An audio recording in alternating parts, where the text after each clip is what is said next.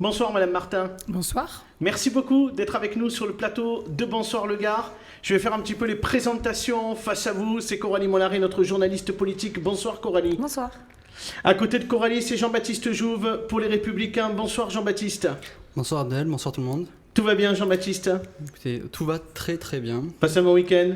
Ensoleillé? Parfaitement ensoleillé. Ça a tracté? Dans le Gard. Ça a tracté? C'était actif. C'était très actif. C'était actif.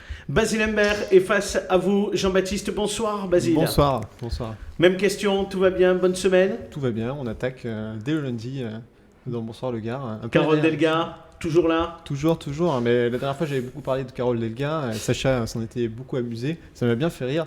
On va dire que c'était la première injection et maintenant je vais vous faire la piqûre de rappel ce soir. La deuxième. C'est comme le coronavirus. Allez, on va démarrer avec Coralie Mollary qui va vous poser la première question, Madame Martin. Alors, Madame Martin, vous êtes professeure d'histoire et de lettres. C'est ça, tout à fait. Voilà. Et vous n'êtes pas du tout agricultrice. Mais pas du tout. Ça, c'est sûr. C'est certain. Je n'ai pas non plus d'agriculteur ou d'agricultrice ni de paysan dans ma famille. Voilà. Désolée. Pourtant, on a un peu le sentiment que vous labourez les terres de Ben, Jean-Luc Mélenchon Il faut. en participant, en étant tête de liste En pour tant les que prof régionales. de français, j'apprécie beaucoup les images. Donc c'est très bien. C'est une belle image, labourée. C'est seulement ça? C'est vous labourer les terres pour la présidentielle et pour la candidature de Jean-Luc Non, Mélenchon? du tout. Ou il y a autre chose? Non, labourer. Moi, je laboure le terrain, ça c'est clair, depuis des mois, parce que la campagne, elle commence aujourd'hui, mais en réalité, on est sur le terrain depuis des mois et des mois pour rencontrer nos concitoyens. Et d'ailleurs, on rencontre aussi des paysans et des paysannes qui nous parlent de leurs difficultés, de leurs souffrances, et je pense qu'il faudra aussi en parler.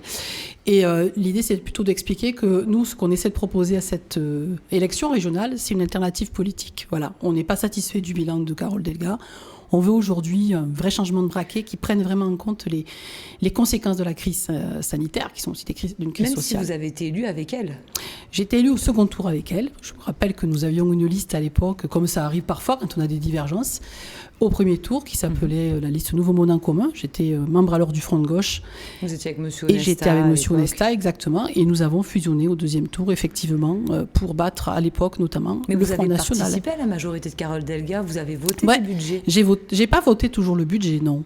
Pas Non. toujours. Et non, parce que quand on n'est pas d'accord, on vote pas. On dit pourquoi, et on explique, on fait des propositions. J'appelle ça la démocratie, moi. Par contre, je me suis battue pour un certain nombre de mesures que nous, on défendait dans la campagne alors, notamment la gratuité des manuels scolaires et des premiers équipements pour les élèves Parce de que vous étiez lycée. présidente de la commission éducation. J'étais présidente de la commission, et je le suis toujours, en tout cas jusqu'au 20 juin prochain. Et je me suis battue effectivement pour que cette mesure, que je trouve juste pour un service public, soit une mesure qui soit adoptée par la majorité. Ça a pris du temps, hein, parce que contrairement à ce qu'on peut imaginer, c'était pas tout à fait acquis. Et effectivement, au départ, Carole Delga, une partie de sa majorité, n'était pas favorable. Mais pourquoi vous êtes Mais on pas a allé au bout gagné. de la démarche? Parce qu'on a Mais l'impression j'ai que été jusqu'au bout de la démarche. vous avez démissionné de la présidence de la commission Non. éducation, mais pour autant, vous êtes en opposition aujourd'hui à Carole Mais Delga. écoutez, d'abord, les commissions, vous pouvez tout à fait les proposer à des gens de l'opposition. Ça se fait au niveau national, à l'Assemblée nationale. Là, effectivement, ces présidents de commission ont été animés par des gens qui étaient dans cette majorité électorale de second tour. Moi, ça ne me gêne pas d'être présidente de commission et de me battre pour ce qui me paraît être important. Quand je suis d'accord, je vote pour, je l'ai fait. Quand je ne suis pas d'accord et que j'ai des votre doutes... divergence particulière avec Ben, Carole Delga je aujourd'hui? pense que c'est pas qu'avec... Je ne veux pas personnaliser, ça ne m'intéresse pas. Carole Delga, c'est une femme que je respecte. Mais Carole Delga, c'est aussi une femme politique. Et elle a une orientation politique. Et vous savez très bien qu'à gauche, il y a des orientations qui parfois divergent. Il y a beaucoup Et qui divergent. oui, pas sur tout, mais sur certains sujets, elles peuvent diverger. Je pense qu'on a une continuité de ce qui existait avant, de ce qui a existé aussi malheureusement sous François Hollande. On a eu de l'espoir et on a été déçus. Quand on est de gauche, il faut essayer de réfléchir à comment on répond à l'intérêt général. Est-ce que la politique qu'on conduit, elle répond aux besoins sociaux? Est-ce que la politique qu'on conduit, elle n'est pas contradictoire avec ce qu'on affirme? Et on s'est retrouvé parfois, effectivement, dans des contradictions fortes. La première, pour moi, c'est décembre 2017. C'est quand la région Occitanie, alors qu'elle n'est pas obligée de le faire, et j'ai débattu, supplié et demandé à l'exécutif régional de revenir en arrière, c'est quand cet exécutif a décidé d'augmenter le temps de travail des agents de la région. ARL, agents régionaux des lycées, et agents de l'hôtel de région et des maisons de région. Parce que moi qui suis de gauche, le combat pour le progrès humain et le progrès social, ça sera toujours la diminution du temps de travail pour travailler mieux, travailler tout. C'est ça qui a permis aux gens en fait, d'avoir une espérance de vie supérieure à ce qu'elle était, notamment aux gens qui travaillaient. Et ce choix-là est un choix pour moi qui est très libéral. et qui est très hypocrite, parce qu'on dit en gros il faut faire des économies. On ne peut pas faire des économies toujours sur le dos de ceux qui souffrent le plus, ou ont les salaires les plus modestes, en augmentant leur temps de travail, mais certainement pas leur salaire. Basile, vous aviez une question pour notre invité qui portait en fait sur les choix qui ont été faits au départemental et qui ne sont pas les mêmes pour les régions. Effectivement, moi je suis très heureux, et je pense que vous le serez aussi, j'imagine que dans le département du Gard, la gauche est unie. C'est une première pour les élections départementales. C'est la première fois que de la France Insoumise, en passant par Europe Écologie Les Verts, des radicaux au Parti Socialiste, et puis des simples citoyens pas encartés qui GDS aussi. connaissent. il y a un petit C'est parti. vrai, mais je peux pas toutes Oui, c'est les générations. c'est tout à fait, Effectivement. ouais, GDS. Ouais, Au propos de je- Monsieur Filoche qui vient de chez vous C'est ça. d'ailleurs. Voilà. Ouais. Non, mais d'où la Ouais. contradiction. Vas-y, je veux pas. Pas après, de je souci, jette la non, mais je question. voulais pas faire le catalogue de tous les partis, mais effectivement, il y en a beaucoup, puis il n'y a pas seulement des partis, il y a aussi des figures connues de la gauche locale qui ne sont pas encartées. Bref, c'est la première fois au départemental dans le Gard que les partis de gauche se sont entendus pour une union qui est historique. Pas un canton.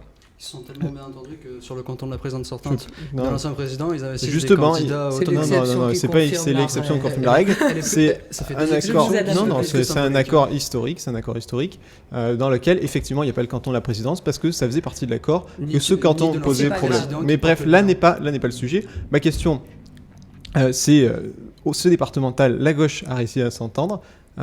Pourquoi vous n'avez pas essayé de mener cette stratégie-là sur les élections régionales, Madame Bon. Martin?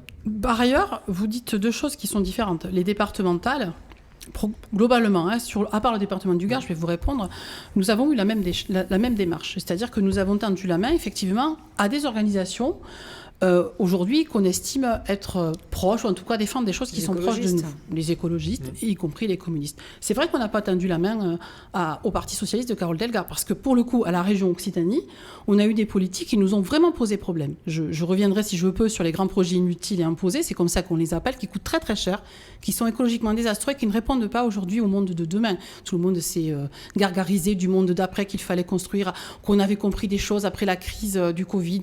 Qu'est-ce qu'on faisait avec ce système, etc., etc. Puis en fait, on refait toujours les mêmes choses et on continue à les mêmes erreurs. Les gros projets, c'est les lignes ferroviaires, la LGV. Ça c'est peut être où ce qu'on financez on pas. a discuté en aparté, le port de la Nouvelle, son extension qui aujourd'hui ne correspond pas aux besoins du monde de demain, notamment d'un point de vue écologique. Mais oui, il ne vous a pas échappé, je pense que vous êtes mieux au courant que moi, que sur ce département, il y a un parti qui sera toujours notre ennemi, qui s'appelle le Rassemblement National, qui menace effectivement le département. C'est pas vrai partout. C'est pas vrai partout et on a pris nos responsabilités, nous. Mais par contre, la démarche a été la même partout.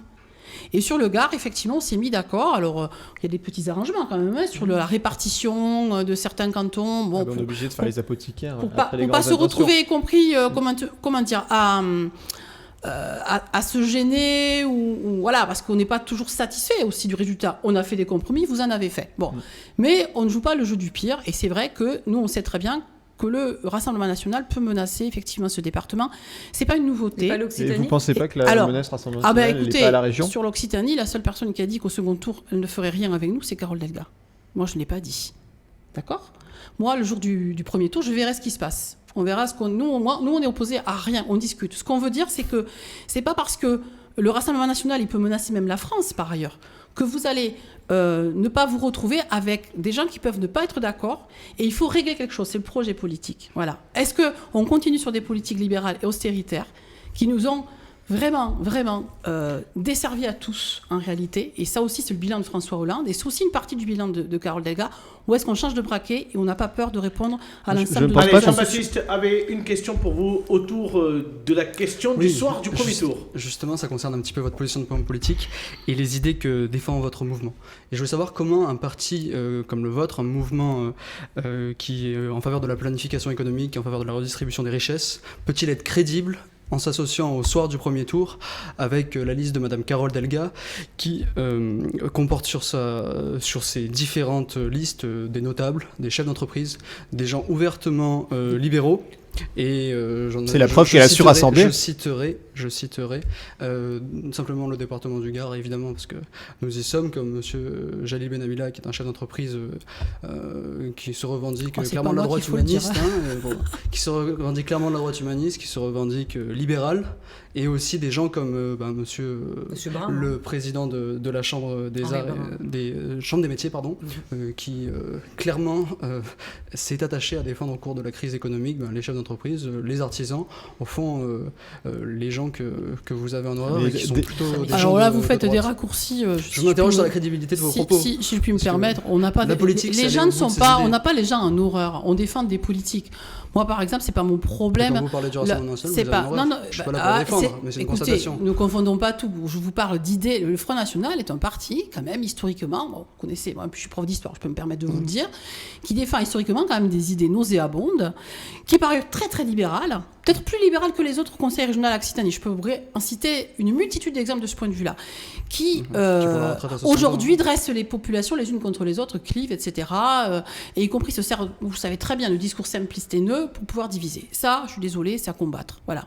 Pour moi, c'est très clair. C'est pas un parti républicain, d'une part. Le soir du premier tour, on verra ce qu'il se passera. Moi, j'attends de voir les résultats. J'attends de voir ce que feront les uns et les autres. Et on verra comment on discute. Et le problème n'est pas de savoir avec qui on fusionnera ou pas. Nous, on a deux conditions. Nous, on a deux conditions qui nous paraissent importantes. D'abord, on compte passer la barre des 10. C'est respecter nos électeurs et nos électrices. Je pense que c'est super important. Et ensuite, bien évidemment, battre effectivement le RN s'il menace la région, parce que nous, on prend toujours nos responsabilités. De ce point de vue-là, il n'y a pas de problème. Mais moi, je ne fais pas de pronostic. J'attends de voir les résultats pour pouvoir discuter. Allez, Coralie, on enchaîne rapidement. Une question sur le bilan, peut-être de Carole Delga. Et derrière, quelles sont vos propositions ? Bon, le bilan, on en a un peu parlé, mais peut-être que ça soit clair et concis. Est-ce que vous pouvez nous donner votre état d'esprit avec deux exemples, peut-être une mesure où vous êtes plutôt d'accord et puis une autre, du coup, vous n'êtes pas d'accord, et ce qui explique votre candidature ? Tout à fait. Il y a des mesures que, bon, par ailleurs, pour certaines, on les a même proposées. Elles pouvaient même trouver, de l'écho dans la majorité actuelle, donc il n'y avait pas de problème. Je vais vous donner un exemple très concret. Faire en sorte, par exemple, que dans nos cantines, on ait des produits bio et locaux pour améliorer les repas. Là-dessus, il n'y avait aucun sujet entre nous, il n'y avait pas de problème. Par exemple, faire en sorte donc que les manuels soient gratuits. Bien. Ça a été fait. Ça avait été fait par Georges Fraisse, socialiste, dans les années 2000. Mais vous parlez de Languedoc-Roussillon. Oui, moi, je parle de la nouvelle région Occitanie où il y a 13 départements. Effectivement, et dans les 13 départements, mais quand même, quand j'entends réécrire l'histoire, je pense qu'il faut aussi dans faire les 13 attention. départements, Vous il y en êtes a prof 8 qui d'histoire, sont il faut faire attention à Midi-Pyrénées l'histoire. où ça n'existait pas. Et je Effectivement, me il suis fallait le mettre en appuyée place. sur le bilan, par ailleurs, de Languedoc-Roussillon pour expliquer, parce que ça n'était pas dans le programme de Mme Delga, mais moi aussi, je fais de l'histoire. C'est vous qui avez apporté cette mesure. Cette mesure, c'est moi qui l'ai proposée lors d'une réunion donc de l'exécutif élargi où où on m'a expliqué que ça n'était pas possible au départ, etc., etc. J'ai demandé à ce que les services travaillent sur cette question-là pour qu'on puisse le calculer et voir si effectivement, moi je pense que c'est comme ça qu'il faut faire. On pouvait je vous dis juste que je m'appuyais compris sur des syndicats d'enseignants et des fédérations de parents d'élèves. Donc finalement, il n'y a pas d'austérité à la région puisqu'on finit par mettre de l'argent pour le social. Un petit peu révulsé, effectivement. Beaucoup. Alors il y a eu l'histoire de l'augmentation du temps de travail des agents sans compensation salariale, y compris sans obligation à l'époque. En conformité avec la loi, non ? Pas du tout. La loi, elle n'existait pas. C'est la loi du SOPT, elle date de 2019, donc elle n'existait pas en 2017. Et il y a d'autres conseils départementaux, par exemple, si on prend des collectivités dans la région, socialistes, qui n'ont pas voulu le faire. Donc vous voyez, on pouvait avoir une autre position. Mais ça a été fait par Carole Delga. Ce qui m'a énormément contrariée, parce que nous aussi, on a essayé de faire bouger les choses là-dessus. Alors je vais vous en citer deux choses. Sur les entreprises. Moi, je n'ai pas de problème d'aider les entreprises. Mais je pense qu'il faut de la vertu, de la transparence. Quand on a des entreprises et qu'au bout du bout, vous avez au final des licenciements, alors qu'on a donné des dizaines, voire des centaines de millions d'euros, ça n'est pas acceptable. Quand on demande tout simplement en disant, il y a des grosses entreprises, parce que moi, je suis pour aider davantage les petites entreprises. On veut des contreparties, c'est-à-dire, on conditionne les aides. On vous aide, vous maintenez l'emploi. 2, on regarde le droit social s'il est respecté au sein de l'entreprise. 3, par exemple, l'égalité femmes-hommes, notamment salariale. Pour moi, c'est important. Et 4, la question de ce qu'on appelait de l'éco-conditionnalité, être un peu plus ferme, par exemple. Bon, c'est pas vrai pour toutes les entreprises, fort heureusement, mais sur les questions environnementales. C'est de l'argent public, il n'y a pas de quoi quand même tomber raide quand on explique qu'il faut faire attention comment on le distribue et regarder, vérifier comment effectivement il est fléché, il est utilisé. Bon, après, la majorité des entreprises, elles n'aiment pas licencier pour licencier, même si elles ont des aides. C'est un peu plus compliqué que ça, parce que moi j'ai un exemple concret qui est en train de se dérouler aujourd'hui à Toulouse, auprès d'une entreprise qui est une grosse entreprise qui s'appelle AK Technologies, qui a des marges de manœuvre assez conséquentes, qui a reçu de l'aide de l'État, qui a reçu de l'aide de la région, et qui quand même maintient son plan social. Et qui de plus... Voilà, elle a essayé un petit peu le cacher, mais les syndicalistes font leur travail. Elle n'a pas été impactée par la crise sanitaire. Et pour le moment, elle n'est pas forcément impactée. Elle vient d'avoir 2 contrats. Un sur l'avion dit électrique, 1 million d'euros, mais le PSE se poursuit. Elle utilise des ingénieurs low cost qu'elle va chercher notamment au Maroc, en Inde, parce que c'est un coût moins élevé. Et elle continue quand même à faire des profits. Et enfin, elle vient d'avoir un contrat juteux. Alors on suppose que c'est avec Thales, c'est un de vos confrères qui l'a découvert il y a quelques jours, 2-3 jours. Et elle ne veut pas en parler parce qu'effectivement, elle a un PSE. Et pour ça, elle va gagner des millions. Donc quand on a de l'argent, on peut... Les marges aujourd'hui, 100 millions d'euros pour l'aéronautique, je vous assure que les marges de manœuvre nous permettent aujourd'hui de garder les emplois. Mais le contrôle d'une entreprise, comme vous l'entendez, ça n'a pas l'air irréalisable. Vous avez demandé à chaque fois aux entreprises tous les bilans. On propose un comité. Un comité de suivi. Il y a des choses qu'il faut nationaliser. Par exemple, le médicament, vous voyez, ça se discute. Un comité de suivi, par exemple. Un comité de suivi avec les services et les élus de la région, avec les entreprises, bien sûr.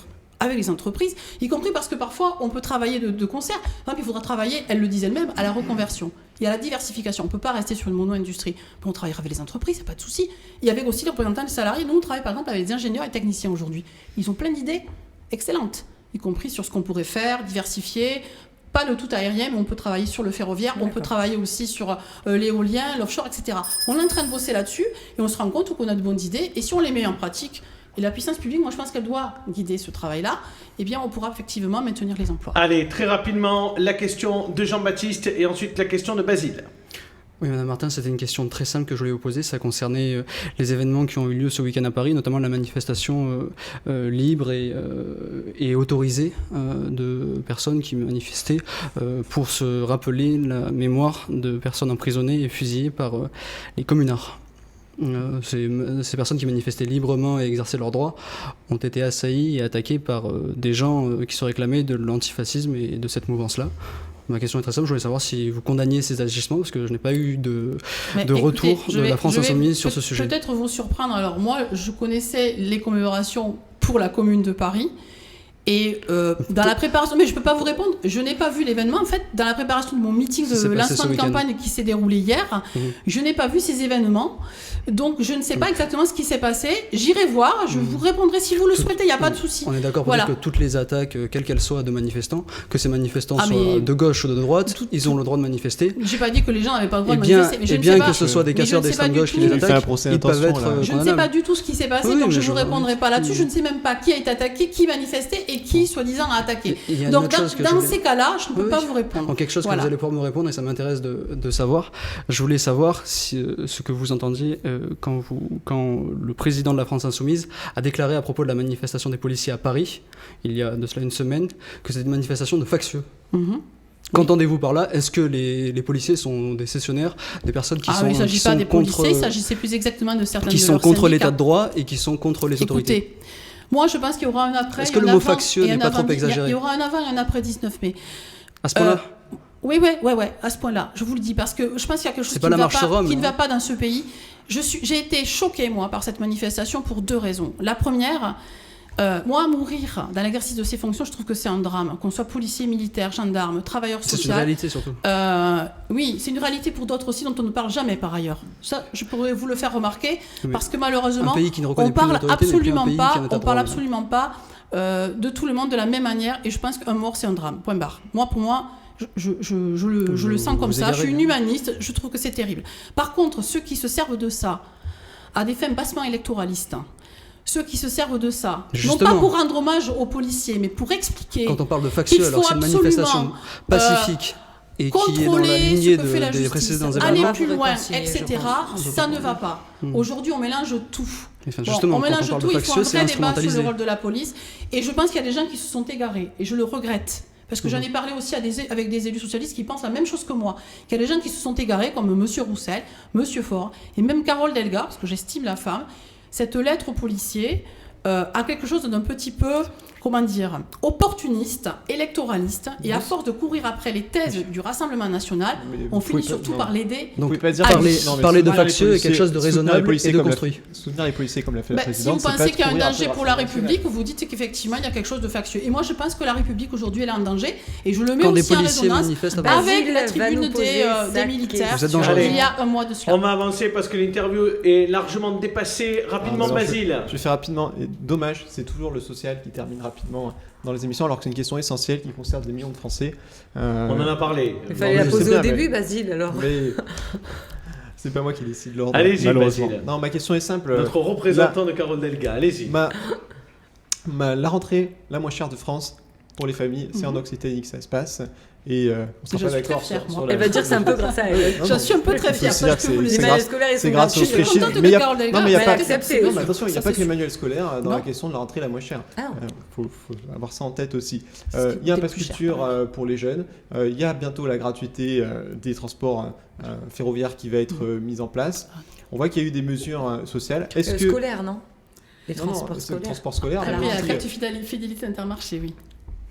Intermarché. Ah, c'est une blague. Excusez-moi. Moi, elle dit qu'il fallait faire il faut que je la comprenne. Je vais vous l'expliquer après, pas de souci. Je pense que Sacha aura du travail demain. Non, ma question, c'est est-ce que finalement, on peut se retrouver sur certaines mesures sociales, j'espère bien, entre gens de gauche, mais est-ce qu'avec la dispersion des voix de droite, avec la dispersion des voix de gauche, on ne prend pas le risque de laisser la droite gérer cette région? Et on sait que les classes populaires et moyennes inférieures, avec la droite, c'est pas forcément la bonne tasse de thé. Écoutez, il y a une offre au premier tour, voilà. Elle est ce qu'elle est. Par ailleurs, il y a 3 listes quand même. Il y a 3 listes, mais pour nous, en tout cas, il aurait dû y en avoir 2. Parce que moi, j'ai tendu la main en même temps d'Europe Écologie Les Verts. J'ai même proposé de laisser à tête de liste. Je sais pas ce qu'on peut faire de plus. Vous voyez, parce que moi, j'ai pas un ego. Je fais de la politique depuis 35 ans. D'accord ? Je suis élue depuis 6 ans. Je continuerai à faire de la politique, même si je ne suis pas élue, parce que moi, je suis militante comme ça, voilà, de terrain engagé. Je continuerai à la faire. Donc, il n'y a pas de problème. Donc, moi, il n'y a pas besoin d'aller négocier entre je l'aurais tout à fait accepté de voir quelqu'un d'Europe Écologie Les Verts. Bon, il n'a pas voulu, on le regrette. Et donc, on a effectivement fait une liste de rassemblement avec ceux qui l'ont voulu, le NPA, GDS, Génération Climat et les hommes et femmes qui nous ont rejoints. Par contre, oui, la rentrée la moins chère de France, oui. Mais là encore, moi, c'est pour ça que je suis très contente que... Alors, c'est quoi la carte fidélité? Alors, la carte fidélité... Parce qu'on attend ça depuis tout à l'heure, pour finir l'interview. Voilà, écoutez, la gratuité, ça s'appelle la gratuité. Sinon, effectivement, on a une carte de fidélité où vous faites plus d'achats, plus vous faites des achats, et puis au bout d'un moment, vous avez un bon, vous avez des achats gratuits. C'est le principe de la carte de Madame Delga.